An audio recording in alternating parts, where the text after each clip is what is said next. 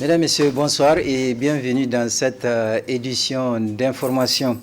Aujourd'hui, nous recevons, vous pouvez vous présenter, comme vous venez de rentrer. D'accord. Bonsoir, moi c'est le lieutenant Issa Habou. Je suis le directeur de l'École nationale de la protection civile, ici à Niamey. D'accord. Donc avant de revenir à vous, notez que face aux inondations dans l'arrondissement communal numéro 5, le parti Niger-INA n'est pas resté indifférent. Ainsi, ce parti a procédé cet après-midi à une distribution gratuite de vivres au profit des sinistrés de Kirkusoy, Hamza Sakou et Ibrahim Abdou pour le compte-rendu. Maisons effondrées et submergées, rizières inondées, d'importants dégâts matériels, c'est le triste constat sur les rives du fleuve Niger. Une situation qui fait de ces riverains des sans-abri, n'ayant trouvé de salut temporaire que par le biais des classes d'école. Rester insensible à cette situation, chose que ne saurait cautionner tout leader politique responsable. C'est pourquoi le parti Niger en avant, Niger-INA, à sa tête Dr Abdallah Suleiman, était au chevet des sinistrés. Nous sommes ici à Kirkusoy, à la rencontre de nos frères, nos sœurs, nos parents qui sont durement éprouvés par la situation actuelle que vous savez tous, consécutive aux inondations qui sont intervenues dans notre pays. Au moment où je vous parle, selon la dernière situation dressée par les autorités, les inondations cette année ont causé 45 morts. Et plus de 200 000 personnes sont victimes de ces inondations. Donc le contexte est particulièrement difficile pour beaucoup de nos compatriotes. Et en tant que mouvement politique Niger en avant, nous devons être au plus proche des populations et particulièrement quand c'est difficile. Quand vous n'avez personne autour de vous, quand vous êtes vraiment dans le besoin, quand vous êtes dans des difficultés, vous savez précisément que vous pouvez compter sur nous parce que nous estimons que c'est ça aussi les conditions pour qu'un pays soit viable. Il faut que toutes les filles et tous les fils de ces pays se donnent la main. Et notre opération d'aujourd'hui, c'est vraiment le sens qu'il faut lui donner. On est venu tendre la main à nos frères et sœurs en difficulté pour leur dire qu'ils ne sont pas seuls dans cette épreuve qu'ils traversent et qui est consécutive, n'est-ce pas, à des inondations. C'est donc composé de 2 tonnes de riz, 40 cartons de pâtes alimentaires et 10 cartons d'huile vient à point nommé pour ces familles qui ne savent plus où mettre le pied. Bola iga kube bor kulkan kan kambe ga kasine ko ala il ko bola tonton. Ce don est salutaire à nos yeux, car les populations de Kirkusoy sont dans le besoin, n'ayant plus où aller et quoi manger. Nous appelons les bonnes volontés d'avoir pitié de nous et nous remercions le parti Niger en avant, Niger-INA, d'avoir pensé à nous. Parti politique vono kam igana ase Niger en avant, Niger mo ko jina to il ko tala mata yadin il ko mo ko Niger jina. Cette action du parti Niger en avant, Niger-INA, rentre dans le cadre de sa vision, une nouvelle ère pour un Niger uni et prospère, avec la participation de tous les citoyens à la reconstruction nationale. Aujourd'hui donc nous recevons le lieutenant Issa Habou. Avec lui nous allons parler de la situation des inondations dans la ville de Niamey. Lieutenant, bonsoir. Alors qu'est-ce qui explique cette récurrence des inondations qui sont la plupart du temps provoquées par le débordement du fleuve Niger? Les inondations s'expliquent principalement par les changements climatiques. Vous savez que nous vivons une situation de changement climatique qui, à l'instance internationale même, des décisions sont prises. Il faut noter aussi que l'eau a un schéma naturel. Et donc des endroits inoccupés avant, maintenant sont occupés avec l'augmentation de la population, donc la démographie. Donc les espaces, les lignes majeures du fleuve est occupé de nos jours. Il y a non seulement ça, mais il y a aussi l'ensablement. Donc tous ces facteurs contribuent au débordement, puisque les gens occupent des espaces qui étaient inoccupés. Il y a les changements climatiques, il y a aussi l'ensablement, donc l'encombrement du fleuve. En quelque sorte, c'est là qui peut expliquer. Mais par ailleurs aussi, il y a de nouveaux phénomènes. Quand la pluie tombe, la météo a déjà fait des prévisions qui ont été communiquées à la population. Quand les pluies tombent, les affluents du fleuve, ça augmente le débit. Vous voyez, donc ces derniers temps, il y a eu beaucoup de précipitations. Donc tout ça là s'accumule avec les changements climatiques, l'occupation des espaces du lit du fleuve et l'ensablement. Donc toutes ces variables là contribuent aux inondations que nous observons ces derniers temps. Alors dans ce cas, quels sont les moyens qui ont été engagés par la protection civile pour faire face aux inondations?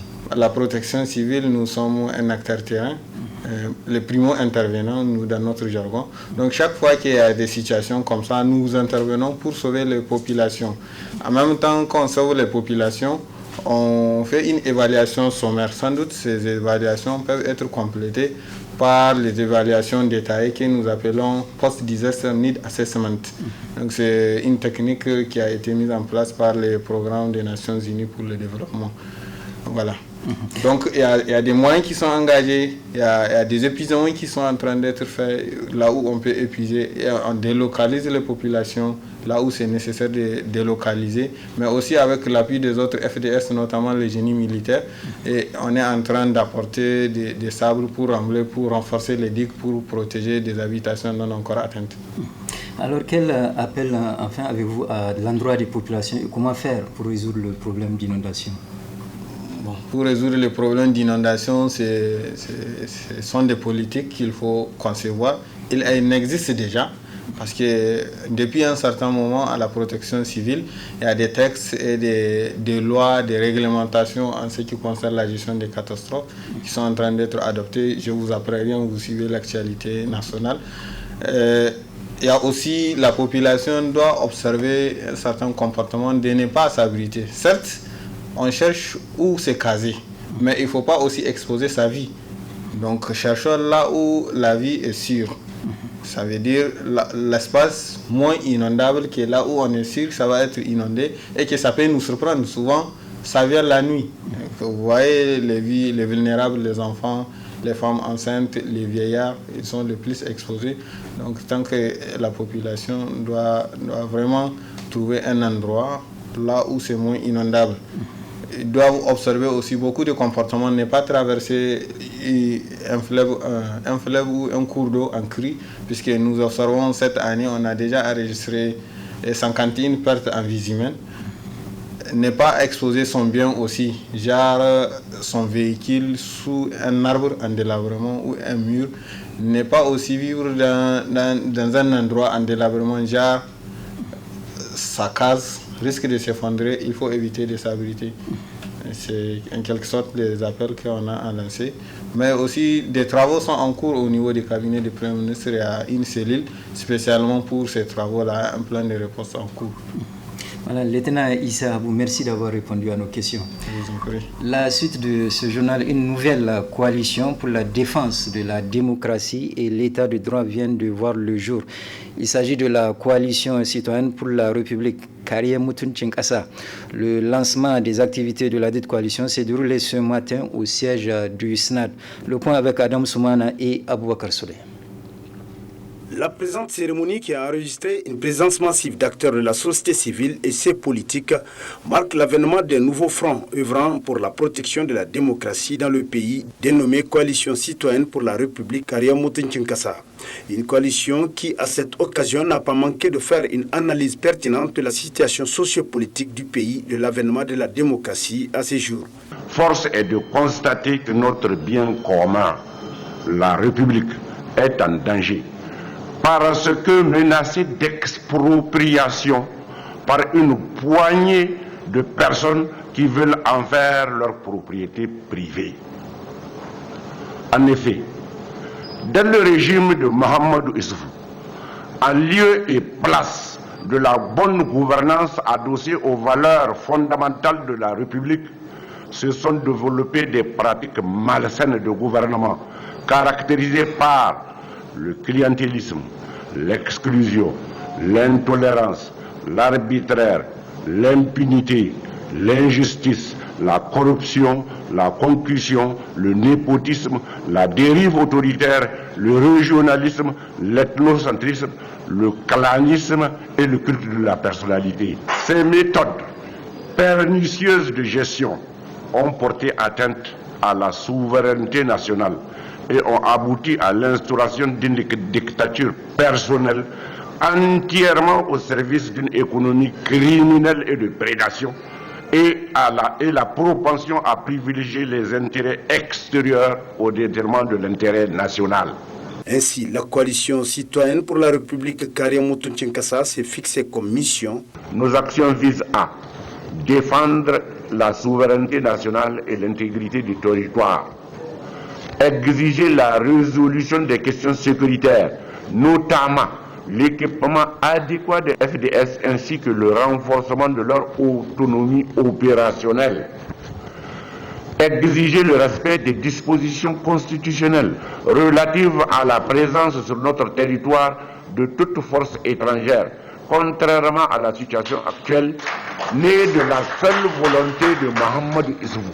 Défendre la liberté d'expression, de manifestation, de presse et d'opinion, les libertés syndicales et d'association conformément aux dispositions de notre Constitution.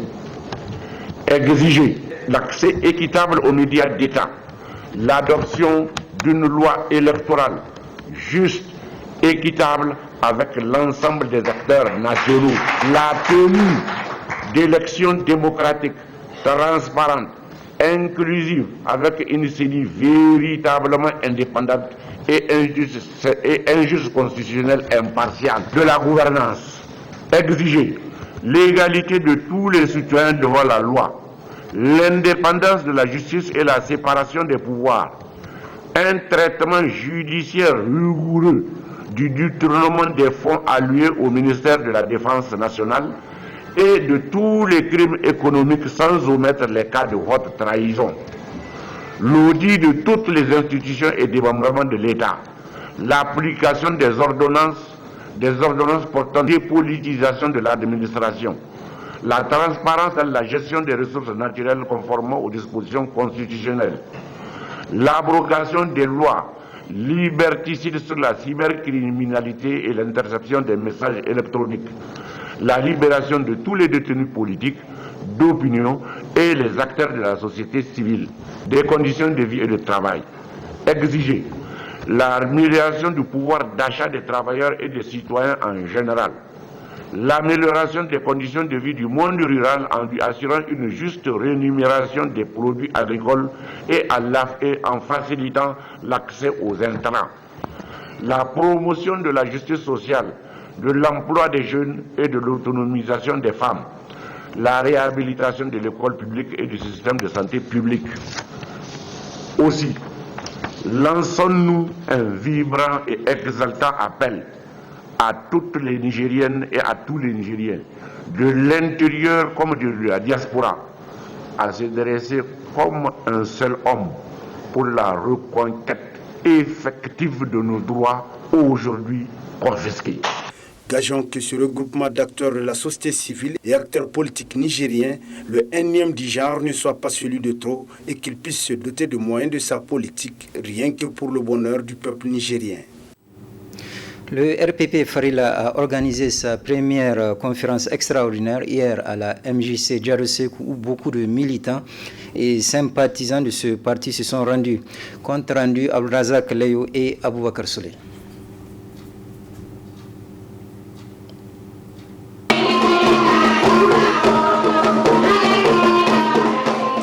Cette cérémonie revêt plusieurs objectifs au titre du RPP Farila.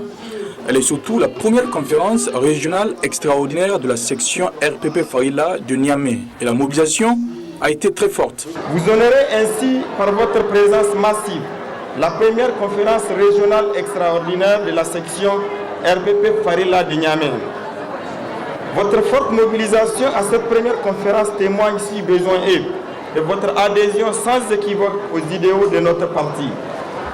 Militantes et militants, notre parti, le RPP Farila, a été autorisé par l'arrêté numéro 00274 MISPD ACR DAPJ DLP du 24 mars 2020.